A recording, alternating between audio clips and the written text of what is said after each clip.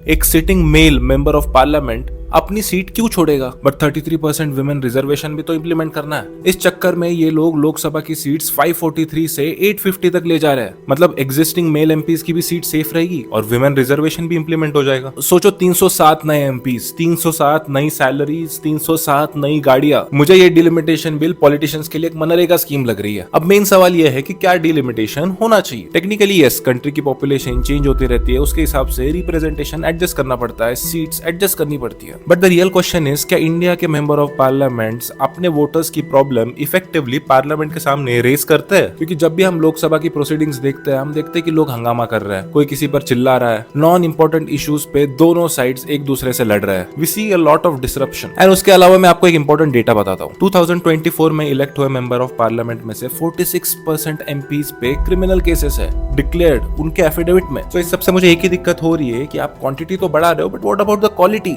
अगर 550 एमपीज में भी हम क्वालिटी इंश्योर नहीं कर पा रहे हैं, तो क्या गारंटी कि जब 850 एमपीज लोकसभा में बैठेंगे तब सारी चीजें स्मूथली हो जाएगी? Do we need more people और do we need more productive people? ये सब तो छोड़ दो, आपको मैं एक इंपॉर्टेंट सिनारियो बताता हूँ। आफ्टर डिलिमिटेशन यूपी के 80 लोकसभा सीट्स को 134 टू 140 किया जाएगा, मतलब ऑलमोस्ट 1.6 टाइम्स। सो यहाँ पे बहुत सारी कॉन्स्टिट्यूएंसीज ऐसी होगी जो स्प्लिट हो जाएगी। इसका मतलब एक सीट के 2 सीट्स हो जाएंगे। अब अज्यूम कर लो कि मैं उस कॉन्स्टिट्यूएंसी का एक बहुत बड़ा बाहुबली नेता हूँ। अब मैं चेहरे से दिखता नहीं हूँ, बट जस्ट अज्यूम कर लो मेरे पास बहुत पैसा है, एक स्ट्रॉन्ग वोटर बेस है, फुल भौकाल है। सो जब एक की 2 सीट्स हो जाएंगी तो एक सीट पे मैं खुद बैठ जाऊंगा और दूसरे पे मैं अपनी वाइफ या बेटे को खड़ा करूंगा। एक ही फैमिली से 2 लोग एमपीज बनेंगे। एंड ऐसा नहीं कि करंटली ये नहीं हो रहा है, बट जब सीट्स 850 हो जाएंगी तो हर सिटिंग एमपी चाहेगा कि अपने फैमिली मेंबर में से कोई ना कोई इलेक्शन में और खड़ा हो जाए। See, delimitation is not an issue, delimitation होना चाहिए। बट याद करो, प्रीवियस गवर्नमेंट्स ने डिलिमिटेशन को फ्रीज क्यों किया था? इसलिए कि जब सिग्निफिकेंट डेवलपमेंट हो, पॉपुलेशन कंट्रोल में आए, तब हम रैशनली डिलिमिटेशन कर पाएंगे, सीट डिस्ट्रीब्यूशन कर पाएंगे। बट क्या ऐसा हुआ है? इनफैक्ट उल्टा हो रहा है। जो स्टेट्स पॉपुलेशन कंट्रोल नहीं कर पाए, डेवलपमेंट कर नहीं पाए, उन्हें रिवॉर्ड किया जा रहा है विद मोर सीट्स। एंड जो स्टेट्स ने पॉपुलेशन कंट्रोल किया है, डेवलपमेंट की है, they are going to lose their political leverage.